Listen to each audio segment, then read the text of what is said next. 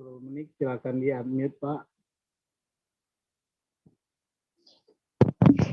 Terima kasih Pak Gindo. Mari Bapak Ibu kita satu dalam doa. Tuhan, tiba saatnya kami datang dalam hadirat-Mu Tuhan. Hayakan kami Tuhan, agar kami boleh duduk diam di hadapan-Mu. Ampuni kami akan segala dosa dan pelanggaran kami Tuhan. Engkau berkati para lektor yang akan membaca firman-Mu dan pelayan firman-Mu Bapak Pastor Paul Tuhan. Urapi dan berkati mereka semua Tuhan Yesus.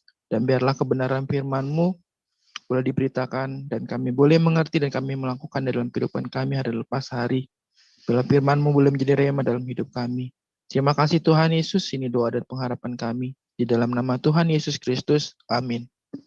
Amin. Terima kasih Pak Guru Menik. Silakan Ibu Nerliana. Baik, terima kasih Pak Gindo. Salam Pak Gindo. Shalom Bu. Salam Pastor Paul, Bu Ana. Salam Bapak Ibu semua yang hadir di live Zoom dan di YouTube. Dan salam buat saudara kami yang akan nonton kembali siaran ini. Puji Tuhan, kembali kita membaca firman Tuhan dari kitab Mazmur, Mazmur 137 ayat 1 sampai 9. Demikian firman Tuhan. Di tepi sungai-sungai Babel, di sanalah kita duduk sambil menangis apabila kita mengingat Sion. Pada pohon-pohon gandarusa di tempat itu kita menggantungkan kecapi kita. Sebab di sanalah orang-orang yang menawan kita meminta kepada kita memperdengarkan nyanyian. Dan orang-orang yang menyiksa kita meminta nyanyian sukacita. Nyanyikanlah bagi kami nyanyian dari Sion. Bagaimanakah kita menyanyikan nyanyian Tuhan di negeri asing? Jika aku melupakan engkau, hai Yerusalem, biarlah menjadi kering tangan kananku. Biarlah lidahku melekat pada langit-langitku. Jika aku tidak mengingat engkau, jika aku tidak jadikan Yerusalem puncak sukacitaku. Ingatlah, ya Tuhan, kepada Bani Edom, yang pada hari pemusnahan Yerusalem mengatakan, runtuhkan, runtuhkan sampai ke dasarnya. Hai putri Babel yang suka melakukan kekerasan, berbahagialah orang yang membalas kepadamu perbuatan-perbuatan yang kau lakukan kepada kami. Berbahagialah orang yang menangkap dan memecahkan anak-anakmu pada bukit batu. Demikian bacaan firman. Terima kasih Bu Nerliana. Silakan Bu Sarma. Baik, terima kasih Pak Gindo. Saya akan membacakan kebenaran firman Tuhan yang terambil dari 2 Timotius 4 ayat 1 sampai 22. Beginilah firman Tuhan. Di hadapan Allah dan Kristus Yesus yang akan menghakimi orang yang hidup dan yang mati, aku berpesan dengan sungguh-sungguh kepadamu demi penyataannya dan demi kerajaannya. Beritakanlah firman, siap sedialah baik atau tidak baik waktunya. Nyatakanlah apa yang salah, tegurlah dan nasihatilah dengan segala kesabaran dan pengajaran. Karena akan datang waktunya, orang tidak dapat lagi menerima ajaran sehat, tetapi mereka akan mengumpulkan guru-guru menurut kehendaknya untuk memuaskan keinginan telinganya. Mereka akan memalingkan telinganya dari kebenaran dan membukanya bagi dongeng. Tetapi kuasailah dirimu dalam segala hal, sabarlah menderita, lakukanlah pekerjaan pemberita Injil dan tunaikanlah tugas pelayananmu. Mengenai diriku, darahku sudah mulai dicurahkan sebagai persembahan dan saat kematianku sudah dekat. Aku telah mengakhiri pertandingan yang baik. Aku telah mencapai garis akhir dan aku telah memelihara iman. Sekarang telah tersedia bagiku mahkota kebenaran yang akan dikaruniakan kepadaku oleh Tuhan, Hakim yang adil, pada harinya, tetapi bukan hanya kepadaku, melainkan juga kepada semua orang yang merindukan kedatangannya. Berusahalah supaya segera datang kepadaku, karena Demas telah mencintai dunia ini dan meninggalkan aku. Ia telah berangkat ke Tesalonika, Kreskes telah pergi ke Galatia, dan Titus ke Dalmatia. Hanya Lukas yang tinggal dengan aku. Jemputlah Markus dan bawalah ia kemari, karena pelayanannya penting bagiku. Tikhikus telah kukirim ke Efesus. Jika engkau kemari, bawa juga jubah yang kutinggalkan di Troas di rumah Karpus, dan juga kitab-kitabku, terutama perkamen itu. Alexander, tukang tembaga itu, telah banyak berbuat kejahatan terhadap aku. Tuhan akan membalasnya menurut perbuatannya. Hendaklah engkau juga waspada terhadap dia, karena dia sangat menentang ajaran kita. Pada waktu pembelaanku yang pertama tidak seorang pun yang membantu aku. Semuanya meninggalkan aku. Kiranya hal itu jangan ditanggungkan atas mereka.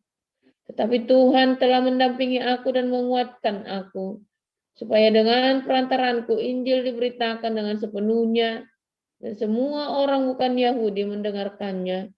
Dengan demikian aku lepas dari mulut singa, dan Tuhan akan melepaskan aku dari setiap usaha yang jahat. Dia akan menyelamatkan aku, sehingga aku masuk ke dalam kerajaan-Nya di surga. Baginya lah kemuliaan selama-lamanya. Amin. Salam kepada Priska dan Aquila, dan kepada keluarga Onesiforus. Erastus tinggal di Korintus, dan Trofimus kutinggalkan dalam keadaan sakit di Miletus. Berusahalah kemari sebelum musim dingin. Salam dari Ebulus dan Pudes dan Linus dan Claudia, dan dari semua saudara. Tuhan menyertai rohmu. Kasih karunia-Nya menyertai kamu. Demikian. Terima kasih Ibu Sarma. Amin, luar biasa firman Tuhan yang kita dengarkan. Kita akan langsung mendengarkan Pastor Paul. Tema dan judul kita pagi ini, mereka bersukacita di atas penderitaanku. Silakan Pastor Paul. Ya, haleluya. Luar biasa firman Tuhan ya.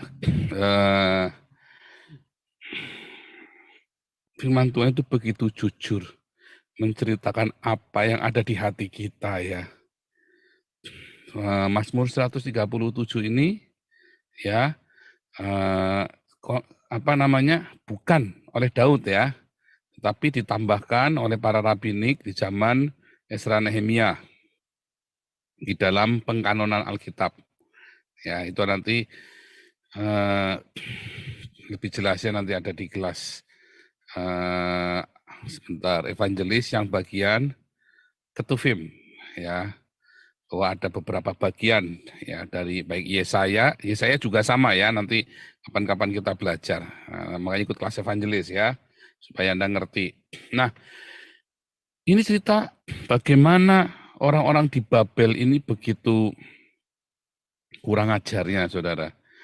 Ya, para orang-orang Yahudi ini ditawan, lalu mereka dipaksa orang-orang Yahudi dipaksa buat membuat lagu sukacita, bersukacita di Babel.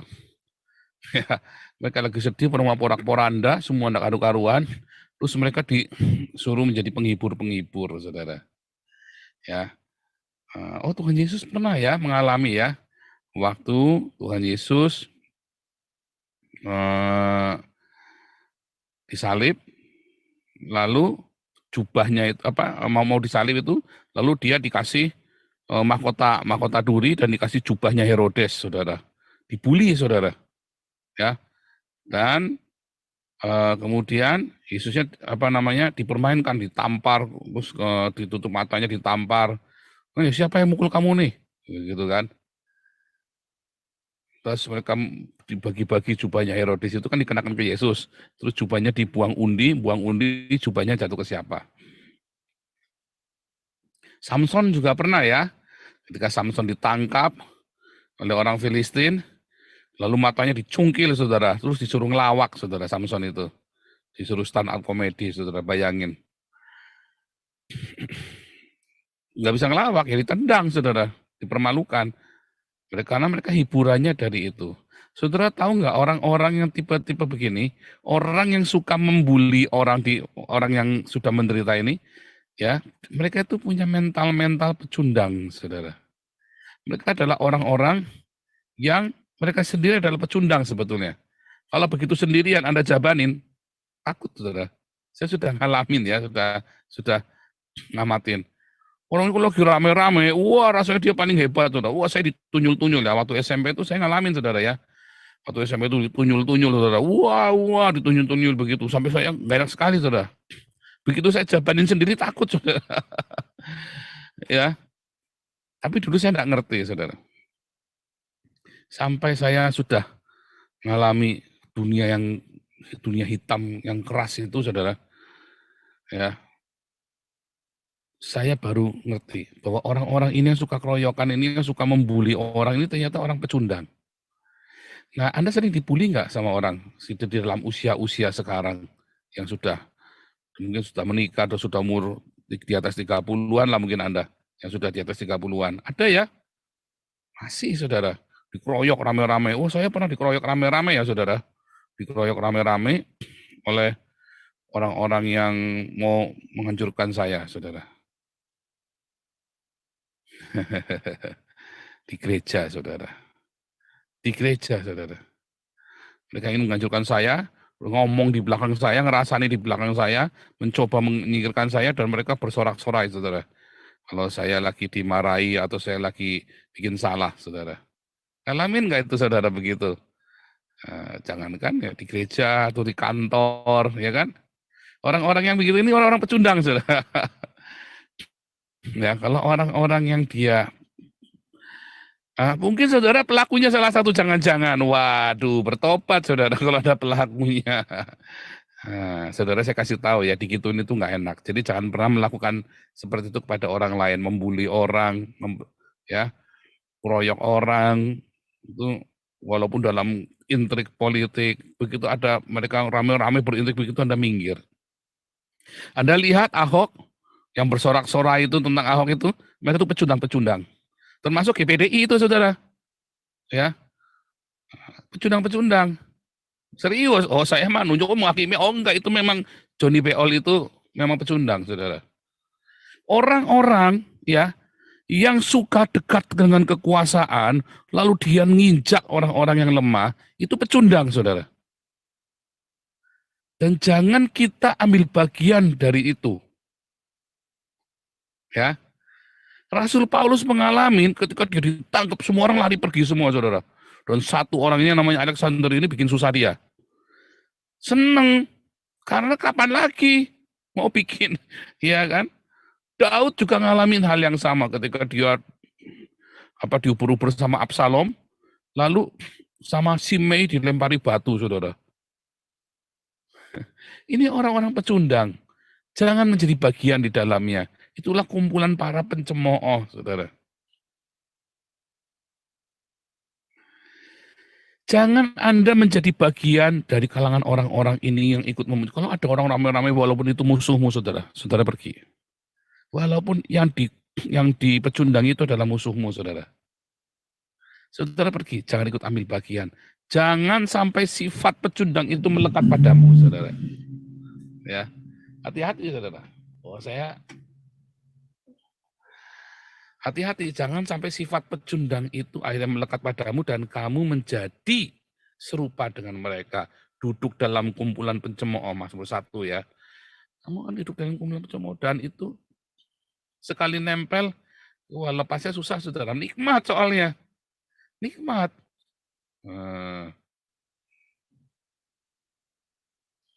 Apakah saudara adalah orang-orang itu yang suka mempecundangi orang? Membuli rame-rame, ya, atau adikmu, sanak familimu, teman bisnismu. Jangan, kalau ada orang yang begitu Anda pergi ya. Ya, sebab nanti Anda akan takut digituin, saudara, nanti. Dan Anda susah maju. Nah, kalau saya waktu kecil, ya, karena saya tinggal di sekolah negeri, sekolah negeri tinggal di kampung, dan sekolah negeri, saya sering dibully seperti itu. Ya. Dan saya tidak takut. Kakak-kakak saya takut, saudara. Dulu, sehingga mereka menutup diri. Saya enggak. Saya pengen tahu ujungnya di mana. Saya pengen tahu, saudara, ujungnya sampai mana. Sampai saya ngerti, saudara. Sehingga ketika saya sudah dewasa, ketika di usia saya sudah umur 40-an, saya tahu bagaimana cara ngadepi orang-orang ini. Ya. Dan saya ajarkan itu kepada anak saya. Mau lagi dibully. Misalnya, kamu ini kurang ini. Emang kenapa? Nggak ada yang salah. Jangan takut, ya, dibiarin saja. Mereka bersorak-sorai, ya, biarin saja. Tapi kan kesel, enggak. Waktu saya membaptis orang-orang Iran, lalu diboikot sama satu orang Iran Kurdis, saudara. Dia memang orang-orang masih hati-hati, orang ini ular, dia bilang. Banyak yang ngasih tahu saya ya. Ya kalau saya mah nggak mau urusan ya. Benar, saudara, saya dikhianati, saudara. Terus dia mocking saya. Ya kan, kamu marah kan, rasain tuh, kamu marah kan, dia senang, saudara. Terus saya setiap ketemu, marah, you angry, you are angry. Setiap ketemu begitu, ucuk ini orang ya. Setiap ketemu begitu, saudara, nggak ada saya diem saja, saudara. Malamnya, tiba-tiba yang namanya Martin Hussein itu ya, datang sama saya. Pastor Paul, besok bagaimana caranya? Begini, loh, nggak jadi karena ini saya lupa namanya, sampai lupa saya, Rizal, namanya Rizal. Si Rizal bilang begini, oh, enggak. Coba ini ada salah paham, dia ngomong, saudara. Tadinya yang mau dibaptis cuma 20 orang, saudara. Tapi si Martin Hussein itu 40 orang. Terus orang ini langsung gigit jari, saudara. Orang ini gigit jari. Aduh, luar biasa. 40 orang ya, saudara. Karena saya mengatasi, nggak enak ya digituin. Iya, Anda harus bisa mengatasi rasa ketika dipecundangi itu, saudara. Kalau enggak, Anda akan terpengaruh dan Anda akan punya respon-respon yang nggak benar. Nah, ini yang saya mau cerita sama Anda. Ya, banyak orang ya gagal menghadapi masa-masa sulit karena ketika dalam masa-masa sulit yang mempecundangi kamu, yang mengolok-olok itu justru orang-orang dekat kamu. Ya kan? Banyak orang di masa sulit dia gagal bangun karena yang ngolok-olok siapa? Istrinya, suaminya.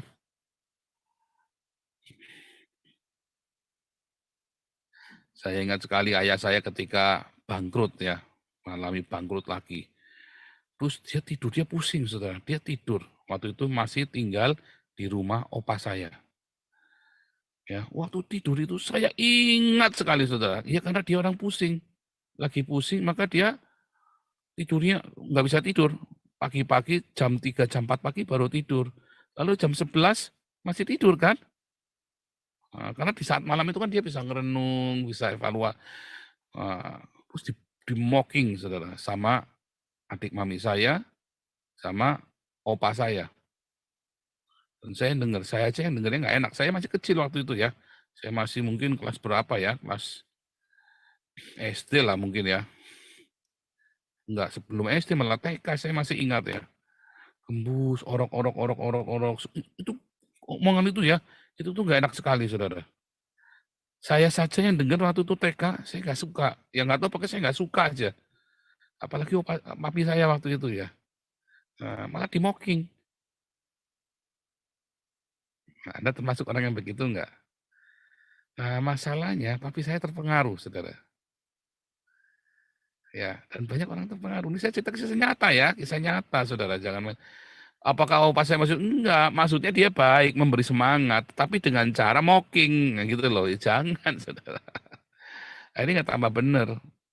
Ya, akhirnya malah kami kasih papi saya minggir. Udahlah kita cari rumah sendiri. Itu akhirnya kita tinggal di kampung ya, saudara. Karena di mocking nggak tahan dia, saudara.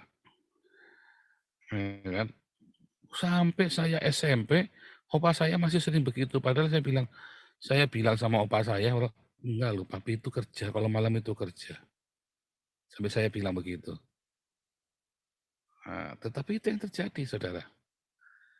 Ya, justru orang yang mocking kita adalah orang yang paling dekat kita. Dan Anda harus siap. Ketika Anda jatuh, ketika Anda lagi di bawah, ada di mocking ya, mocking itu apa sih bahasa Indonesianya? Dibully ya, bukan cuma dibully ya. Mocking itu nggak cuma dibully, Saudara. Anda benar-benar dipermalukan karena kegagalan Anda itu, Saudara. Bahkan rekan pelayanan Anda bisa jadi pendeta Anda malah. Nah, Anda itu harus hati-hati, Saudara.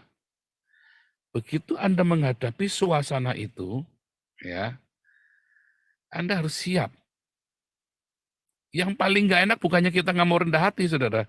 Tapi kita kan bingung jawabnya kan, ketika ditanya dan di sini di depan rame-rame begitu kan. Saya sampai berdoa sama Tuhan, Tuhan, saya itu tidak takut dipermalukan. Saya cuma bingung cara jawabnya. Nggak dijawab dan saya pasti ada respon pertama apa? Muka saya merah. Ya kan?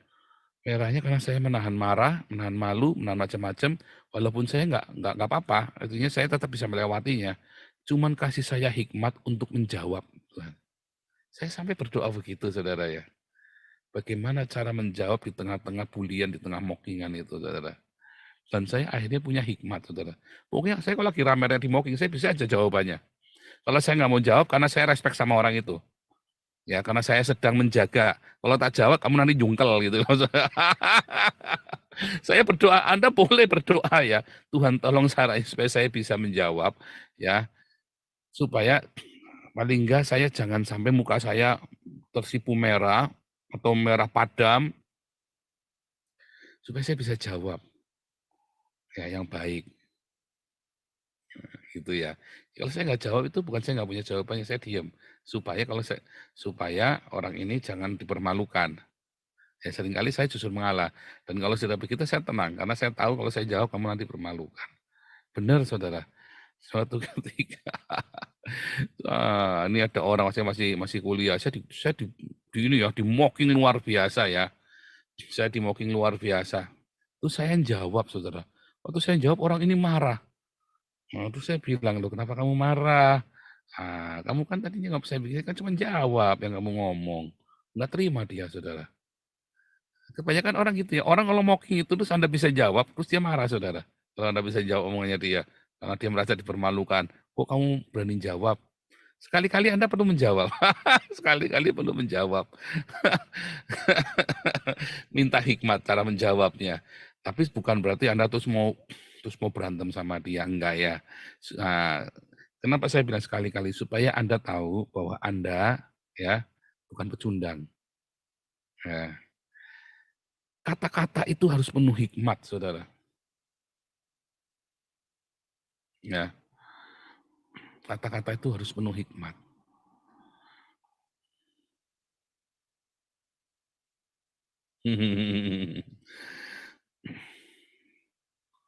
Itu saya di mockingnya suatu ketika ngomong Tegal, ngapak ini begini orang Tegal itu kan. Saya itu orang Tegal, waktu di Salatiga itu saya kejadiannya, Saudara. Saya dihina-hina begitu, orang asem ya. Terus saya jawab, iya tapi orang Tegal itu semua jadi orang terkenal semua. Tapi nggak begitu kan. Mana ada yang terkenal, tak tunjukin satu-satu, Saudara. Ya, atlet-atlet yang berhasil, ya kan. Orang-orang yang sukses, orang-orang Tegal itu, Saudara ya. Makanannya yang enak. Nggak ada yang salah dengan ngapak, Saudara. Makanya dulu saya ngomong saya malu dengan ngapak, Saudara. Sampai saya ngerti. Oh, sekarang saya bahasanya tak medokin sekalian, Saudara. Dan saya tidak malu. Saya bangga jadi orang Tegal. Ya. Kenapa harus malu? Kalau ke Jakarta orang Tegal, iya saya Tegal, bangga. Wah, sekarang orang-orang Tegal banyak yang masuk ke YouTube kita. Banyak orang-orang Tegal yang sukses berhasil ya. Banyak, Saudara. Saya bilang tadi ya, kalau saya mocking dia tak balikin, Saudara ya. Ya saya nggak usah cerita mockingnya apa. Saya balikin dia sampai marah-marah, sampai ngamuk-ngamuk gebrak-gebrak meja. Saudara. Kayak orang Islam kalau mocking kita ya. Orang Islam kalau mocking kita kan begitu kan. Terus saya balik ya kan. Saya lakuin aja, saya nyanyiin kejang-kejang semua. Ya kan, semua yang saya ngomong itu kan sebenarnya kan jawaban. Mereka menghina kita, saya cuma jawab saja kan. Ya kan cuma menjawab. Nah, saya nggak ngajari Anda untuk belajar mocking, enggak, Saudara ya. Saya lagi ngajari Anda bagaimana supaya Anda tetap dingin, tetap rendah hati dan bisa menguasai diri dan So what? Kalau yang kamu ngomong itu memang iya, terus so what? Oh kamu gagal, oh kamu blow on, oh kamu Cina, oh kamu ini hitam, oh kamu ini matanya sih, oh kamu pesek. So what? Gitu loh. Ya, so what? Nah, di sini tuh bule-bule yang kaya-kaya itu isinya orang-orang dari Indonesia yang pesek-pesek, saudara. Sampai saya bingung, saudara. Ini orang cantiknya di mana? Kok bule ini ganteng bisa seneng? Ya begitu, emang begitu, saudara. Iya kan? Karena Anda belum punya metanoia, Anda tidak berwawasan, saudara. Sehingga Anda mudah di-mocking. Ya. Maka dari itu, membaca buku itu penting, saudara. Membaca buku, jangan buku yang picisan. Kalau Anda mau nonton berita, jangan berita-berita nggak jelas dari YouTube, orang nggak jelas, saudara. Cari, makanya lihat ya, narasumber-narasumbernya kita. Itu orang jelas semua, jangan Anda masuk ke tempat YouTube tukang rumpi yang narasumbernya nggak jelas. Kalau di YouTube kita itu orangnya jelas semua, orang-orang yang punya kualitas semua, saudara. Anda jangan suka dengar-dengar. Saya kalau ada orang kirim-kirim YouTube, saya lihat YouTube yang orang ini, nggak tak lihat, saudara. Nggak berkelas. Anda mau ngomong apa, nggak ada kelasnya dia. Dia aja nggak punya kualitas apa-apa. Dan Anda jangan terpengaruh. Anggap nggak?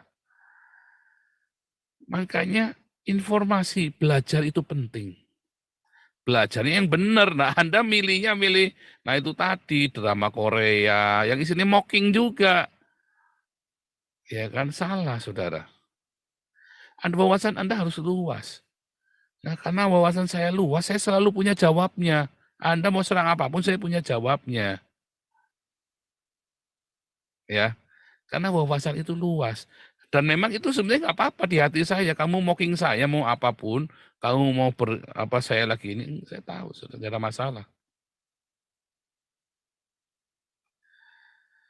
Wawasan yang luas itu penting, saudara, supaya dan bahkan sebetulnya Anda nggak perlu menjawab malah. Karena apa? Jawab pun kamu nanti dongok nanti. Ya kan? Dan buat apa ngeladenin kamu? Nggak mutu. Tinggalkan saja. Jangan sibuk dengan memikirkan perkataannya dia yang membuli kamu, yang sedang bersuka cita di atas kesusahanmu. Banyak orang sibuk ketika lagi jatuh, sibuk dengan apa kata orang terhadap dirinya. Jangan, saudara. Kalau Anda sedang lagi kerepotan, terus jangan sibuk dengan apa kata orang. Jangan. Sibuklah dengan aku harus bangun. Begitu, saudara. Sibuklah dengan aku harus bangun. Jangan urusin apa kata orang lain. Itu yang mau saya katakan kepada Anda. Sehingga Anda nggak perlu, dan menjawab mockingan itu sebenarnya juga nggak perlu. Ya perlu nggak perlu, sekali-kali buat hiburan saja. Nah karena saya di YouTube, saya butuh orang lihat, ya saya kudu punya jawaban-jawaban yang cerdas, saudara. Banyak orang nggak bisa mocking saya. Ya, akhirnya mereka monolog sendiri, yaitu masturbasi kan, bikin monolog sendiri, kan nggak bisa. Mau mocking apanya mau di mocking. Ya, saya terlalu confidence. Iya, mengapa? Ya karena saya punya skill, karena saya punya kapasitas, saya punya kapabilitas, saya punya kredibilitas dan integritas. Apa yang mau di mocking? Nah, ya kan, hanya gara-gara nggak setuju mocking saya. Apanya? Kamu sama saya dibandingkan gitu, saudara. Kenapa? Karena saya punya kapasitasnya, saudara. Orang mau mencoba menghina saya, mengatakan saya Cina pengkhianat, muka pantas segala macam. Lah kowe iki sopo? Iya kan? Lah kowe iki sopo? Kamu sudah bikin apa? Gitu, saudara. Jadi orang mau ngatain kita nggak bisa. Makanya Anda harus upgrade hidup Anda. Apapun orang ngomong nggak bisa. Lah kamu ini siapa? Saya sudah sejauh apa lah kamu ini siapa? Kan begitu, saudara. Nah, masalahnya kalau Anda lagi di bawah, ya sama, Anda upgrade hidup Anda. Oh, saya ini cuma ibu rumah tangga miskin lagi, Pak. Ya salah. Makanya kamu di-mocking orang. Belajar firman Tuhan, punya rema, jadi berarti hidupmu, saudara. Saya banyak melihat ibu rumah tangga yang sederhana, jadi berkat buat banyak orang. Contohnya tante saya, kakak dari papi saya, saudara. Ya, pekerjaannya sederhana sekali, saudara. Cuman bidan, saudara. Ya, cuman seorang bidan, tante saya ini. Saudara tahu bidan, kerjaan bidan itu? Iya, tapi tante saya sudah keliling dunia, saudara. Cuman bidan, ibu rumah tangga, miskin, saudara. Ya, kelihatannya miskin. Kelihatannya, rumahnya pakai kayu. Di Jakarta rumah kayu gitu loh, saudara. Rumahnya kayu, memang benar-benar kayu, cuman temboknya aja, cuman semuanya itu, wah, sekat-sekatnya itu cuman pakai kayu. Ya, karena mahal semuanya. Tapi beliau ini, saudara, karena beliau ini orangnya cinta Tuhan, dia lakukan apa yang dia hidupnya melimpah dengan cinta ya. Saya lihat dari semua tante saya ini, dari semua family saya, yang orang yang paling hidupnya penuh dengan cinta ya orang ini, saudara. Ya, dia bisa marah, bisa ngerasani orang. Oh, kalau bercanda-bercanda juga bisa bercanda jorok juga. Normal, hidup normal, saudara. Dia orang normal. Tetapi dia selalu kalau ada orang yang susah, dia datangi, kenapa kamu? Hatinya itu mudah digerakkan oleh belas kasihan. Oh, saya begini, begini, begini. Lalu dia mulai telepon sana, telepon sini, saudara. Oh ya, kamu nanti ditolong sama orang ini ya. Karena dia bidan, sehingga dia banyak kenal orang. Nah, ya kan?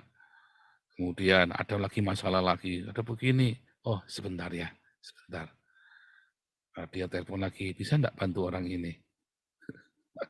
Selalu begitu hidupnya, saudara. Lalu ya akhirnya orang-orang ini ada yang berhasil, ada yang ini kan selalu ingat. Makanya saya manggilnya Mama ya. Ya, Mah, kok Mama ini orangnya hokinya nemen sih. Padahal cuma bidan keliling dunia. Sudah ke Eropa, sudah ke Amerika, sudah kemana-mana, sudah ke Australia, sudah ke Cina. Siapa yang bayari, Mah? Nah, itu yang bayari sana, yang bayari sini, yang bayari sana. Hidupnya itu begitu berarti, saudara. Orangnya sederhana, cuma seorang bidan. Cara berpikirnya itu luas sekali, saudara. Setiap kali ada di Indonesia itu kan ada liputan 6 ya sama Metro TV. Setiap hari sebelum berangkat kerja, dia berangkat kerja itu jam 6 pagi, jam 6 itu sudah keluar dari rumah. Dia itu dari pagi sudah dengarkan TV yang berita-berita. Dia nggak seneng nonton drama-drama Korea itu, saudara. Dia selalu setelahnya berita dulu, saudara. Dia dengerin. Sehingga orang ngajak ngomong dia, apapun dia nyambung, saudara. Walaupun dia nggak ngerti analisanya ya, karena dia hanya seorang bidan. Cuman diajak ngomong dia nyambung. Ya, kebetulan bisa bahasa Mandarin ya. Jadi, saudara tahu kerjaannya tiap hari nyuntikin, saudara, di Monas. Dapat uangnya itu bikin kotak, nanti orang ngasih donasi gitu ya. Ada yang cuma 5.000, ya, zaman itu ya ada yang 50.000, ada yang ya kecil-kecil, saudara. Oke, setiap pagi dia nungguin di Monas begitu, saudara. Sederhana sekali hidupnya. Tapi sudah keliling dunia dan kenal konglomerat, saudara. Karena dari satu yang lain kan cerita dari mulut ke mulut. Karena ada kapasitas, kredibilitas, ada integritas, saudara. Dan cintanya itu melimpah. Jadi Anda yang cuma ibu rumah tangga, siapa bilang Anda tidak bisa berguna, tidak bisa, sehingga Anda pasrah di mocking, ya aku yang paling susah, enggak. Anda harus upgrade hidup Anda. Ya, jangan malah Anda sudah cuman dengernya drama Korea terus, sinetronnya Indonesia terus. Berhenti, Anda nggak berkualitas, otak Anda jadi rusak. Itu memang racun. Apalagi sinetron azab. Saya kalau dengar sinetron azab itu geli ya, saudara.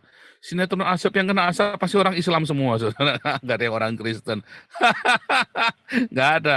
Karena katanya sampai itu, yang kena orang Kristen azabnya cuma satu, saudara. Apa nggak boleh bikin gereja?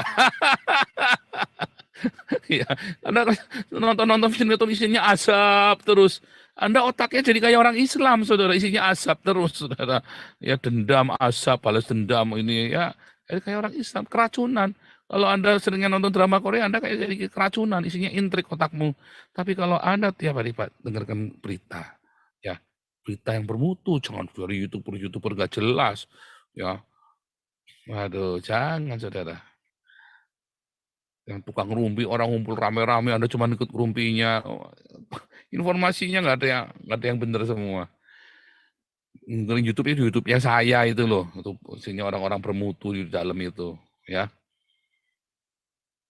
Nah, balik lagi mengatasi mengatasi Anda dibully, ya.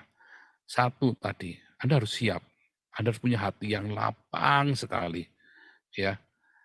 So what kalau Anda memang begitu. Tetapi kenapa orang bisa begitu? Dua, karena dia punya kredibilitas, punya ini. Oh, saya cuma seorang ibu rumah, nggak masalah. Anda upgrade hidup Anda.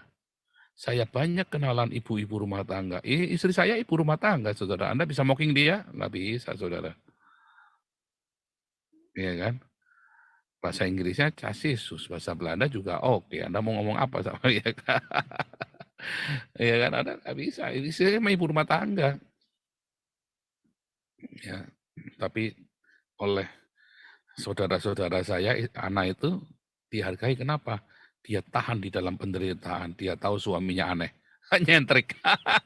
Jadi orang-orang respect. Keluarga saya itu respect ya sama Ana ya. Sangat respect sekali keluarga saya dengan Ana. Itu ibu rumah tangga, saudara. Tapi mereka sangat respect. Kalau Ana ngomong, mereka dengerin, saudara. Tante-tante saya pun juga respect. Om itu semua begitu Ana ngomong itu, mereka tahu ini yang ngomong ini orang berkualitas, saudara. Dan dia tahu Ana itu ngerawat mami saya begitu rupa. Ya kan? Oh, ini saya bukan malam anak, bukan, tapi ini kejadian, ini contoh ibu rumah tangga, saudara. Jadi anak ibu rumah tangga yang sederhana, tapi nggak sederhana lagi, karena ada kapabilitas, ada kredibilitas, ada integritas. Ya, bahkan Anda yang umurnya lebih tua dari anak belum tentu melewati penderitaan seperti yang Anda melewati. Dan respon-respon yang dia lewati, yang dia berikan, saudara. Ada integritas di situ, ya. Makanya bangun, selain Anda harus punya hati yang luas sekali, Anda harus berdamai dengan Sang Pencipta, ya. Anda punya hati yang damai, enak, saudara. Anda juga harus punya integritas. Karena orang mocking itu karena Anda tidak punya integritas. Sehingga orang meremehkan. Atau karena orang nggak tahu. Tapi kalau orang itu nggak tahu kan, kamu kan nggak tahu, bodo amat, nggak usah didengar. Tetapi keluargamu tidak akan lagi memandang rendah. Karena dia tahu kamu orang yang punya integritas, walaupun cuma seorang ibu rumah tangga. Walaupun seorang janda yang miskin, udah tua pula. Ya, didik anak-anakmu. Supaya anak-anakmu itu bersinar. Siapa yang akan menghina? Dia akan tersenyum lebar karena dia didik anak-anaknya. Itu integritas, saudara. Ya, siapa yang menghina mami saya? Nggak bisa. Karena anak-anak selesai semua, sarjana semua. Kakak saya malah, ya kan, ya kita semua nggak bisa. Kere, miskin, nggak bisa. Sekarang anaknya sarjana semua. Dan tidak bikin susah orang. Ya kan, saya nggak mau minta-minta, saudara. Ya, saudara ya. Dari mana? Didik anakmu, saudara. Walaupun kamu kere miskin, taruhkan harapan di hati anakmu. Taruhkan cinta di hati anakmu. Taruhkan ya kata integritas. Kamu miskin, tapi jangan pernah kamu curi barang orang lain. Jangan pernah kamu melakukan mengingini barang orang lain dengan tidak benar. Integritas diajarin, saudara. Dan kamu akan bahagia, kamu akan tertawa lebar di hari tuamu. Lihat anak-anakmu. Ya, itu caranya, saudara. Next level dong, next level. Ya. Jadi tahun kemarin kita pasrah, bagaimana kita bersuka-cita bersyukur. Sekarang bagaimana Anda menyerang. Ya kan, Anda menyerang. Kita melangkah, next level. Enggak, saya mau didik anak saya mau bikin begini. Ya, next level. Tuhan Yesus memberkati. Silakan Pak Kindo.